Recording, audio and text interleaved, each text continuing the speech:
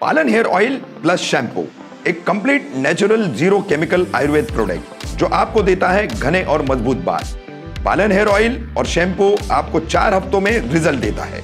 यह प्रोडक्ट आपको किसी भी नजदीकी मेडिकल स्टोर में मिलेगा। ज्यादा जानकारी के लिए दिए गए नंबरों पर कांटेक्ट करें। सभी विरोधी सहायक आयुक्त महेश अहेर और शहर की ट्रैफिक समस्या, क्या बोले विधायक जितेंद्र आवाड़।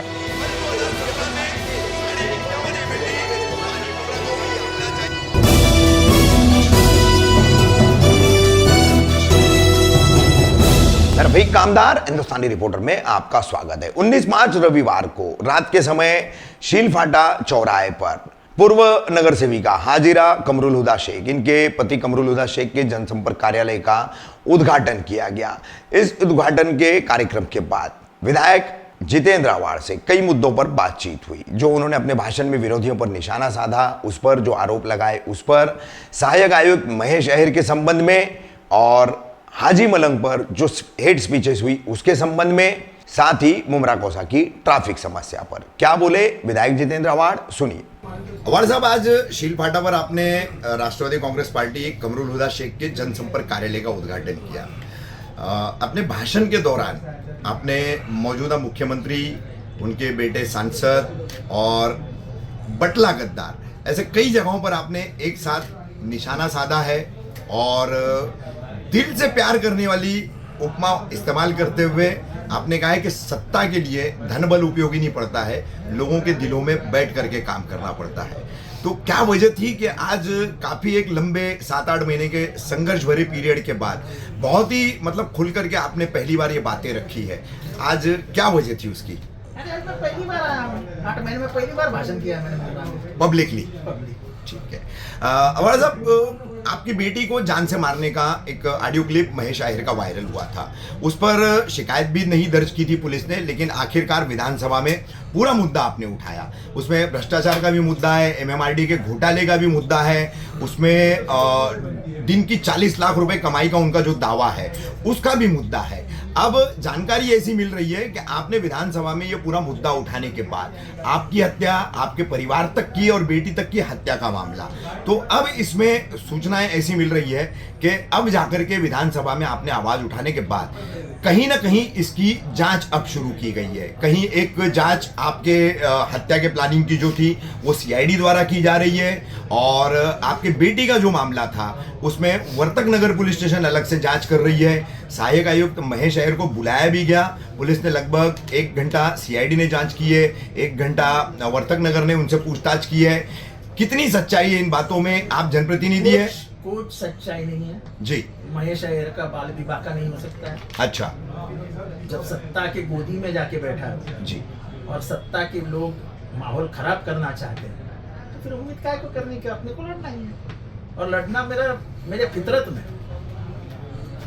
एक वीडियो आपने एक सप्ताह भर पहले आपने अपने ट्विटर अकाउंट पर, अपने पेज पर भी आपने डाला था, जो अभी आपने भाषण में उसका उस बात का जो है आपने संदर्भ दिया। हाजी मलंग के नीचे टी राजा सिंह का भाषण हुआ था, एक स्वामी भारतानंद जो है गिरी, उनका भी भाषण हुआ था। हेट स्पीच की कंप्लीटली कैटेगरी में था।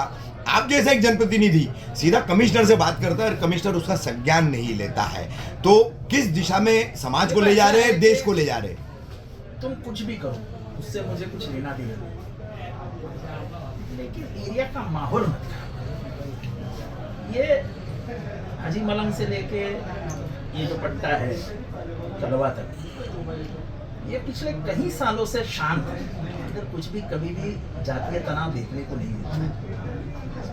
और मेरे आने के बाद 2009 साल के बाद तो टीटीएस भी खत्म होगा, क्राइम की इंक्वायरी भी खत्म हुई, रेड डालना भी खत्म हो गया, सब शांति सी चीज है। इतने में एक आदमी आता है और आपको मालूम है उसने क्या भाषा इस्तेमाल, हमने तो चलाया उसका भाषण।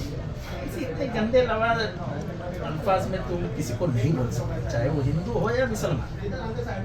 ये बराबर जो कुछ बातें हो रही है, वो बागेश्वर पागल आदमी साला मीरा रोड में भी 2 दिन से है। अभी वो हमारे संत तुकाराम को गाली देता है। अभी ये मराठी आदमी मुझे लगता सोया हुआ है।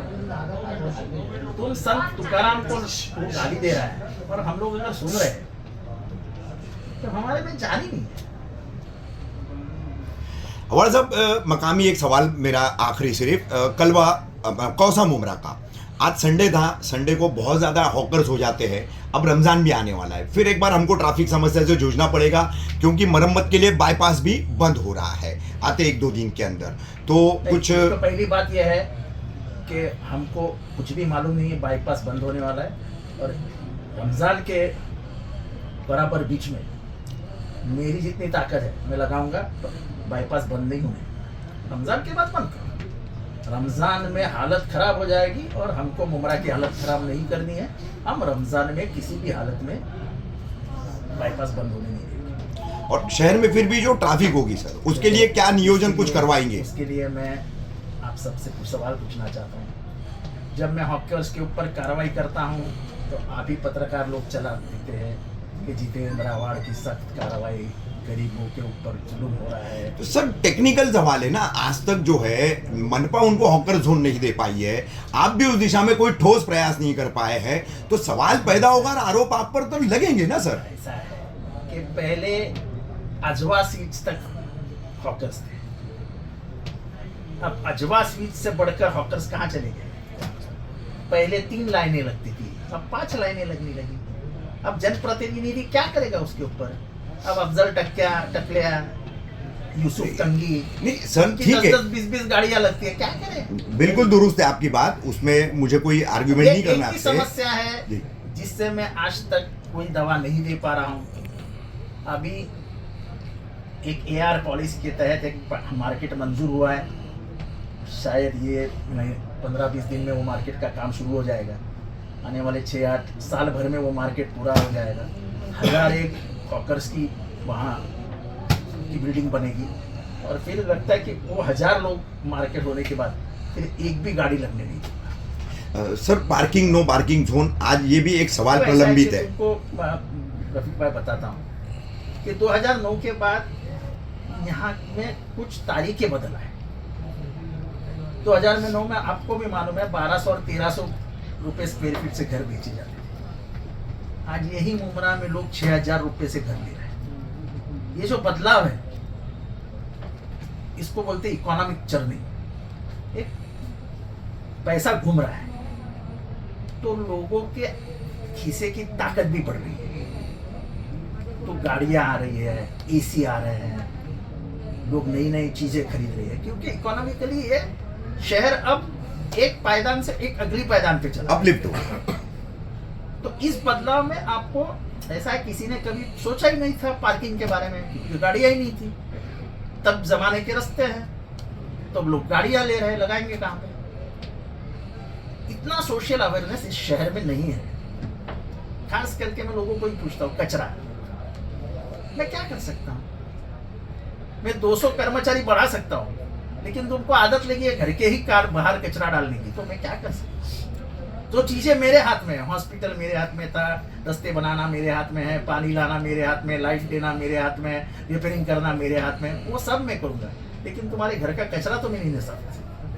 सर एक राष्ट्रीय सम्मेलन को पैसा आया, हाल ही में MIM का ही राष्ट्रीय सम्मेलन हुआ था, आपने सीधे सीधे अपने भाषण में आरोप भी लगाया कि मैंने इसका नाम थोड़ी ना लिया। नहीं, नाम नहीं लिया आपने, लेकिन मैंने सुना आपका है हिंदी कवि सम्मेलन हुआ था, राष्ट्रीय कवि सम्मेलन यहाँ पे कहीं पे हुआ था, तो उसके लिए पैसा आया था। मैंने थोड़ी किसी पॉलिटिकल पार्टी का नाम लिया। जी ठीक है। सर ये कौन है, भूख हड़ताल पे भी बैठ रहे हैं और बिल्डरों से पैसा भी वसूल रही है और रात में जाकर जो खाना खा रही है? कुछ बातें इशारों में होती है ना। अच्छा, ये इशारों में ही समझने जैसी बातें थी। इशारों ठीक है।